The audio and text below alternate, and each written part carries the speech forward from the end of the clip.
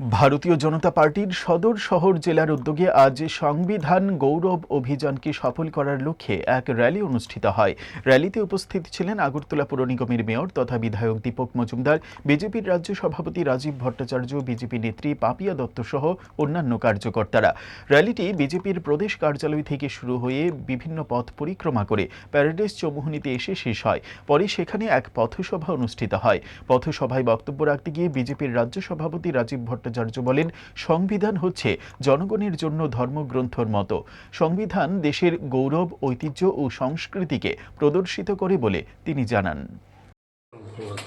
আমরা সবাই জানি যে আমাদের সংবিধানের ৭৫ বছর কমপ্লিট হয়েছে।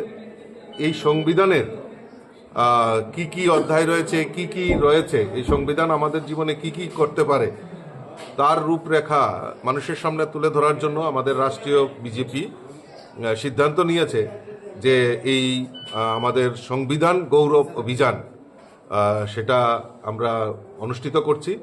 সারা ভারতবর্ষেই হচ্ছে। আর আজকে আমরা ভারতীয় জনতা পার্টি ত্রিপুরা প্রদেশ কমিটি সমস্ত জেলাতে, আজকে 10টি জেলাতে আমরা এই র্যালি সংগঠিত করছি।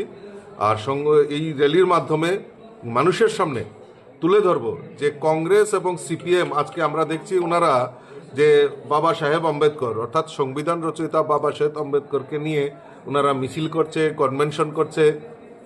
তো তারা এসব মিথ্যাবাদী, মিথ্যা প্রচার করছে। কারণ আমরা জানি সিপিএম কিভাবে এই ভারতবর্ষের সংবিধানকে অপমান করেছে। কারণ তাদের যে নিজস্ব সংবিধান রয়েছে সেখানেই তাদের যে উদ্দেশ্য কমিউনিস্ট পার্টি, সেখানে পুরো লেখা রয়েছে তারা এই সংবিধানকে মানে না, তারা শুধু ডিক্টেটরশিপ